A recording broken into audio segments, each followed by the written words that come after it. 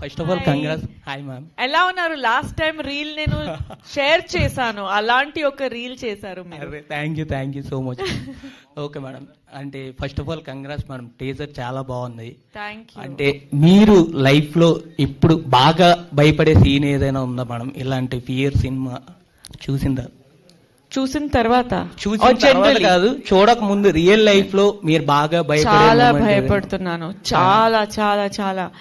నేను dark room లో alone ఒక్కటి, చీకటి అంటే చాలా భయం నాకు, సో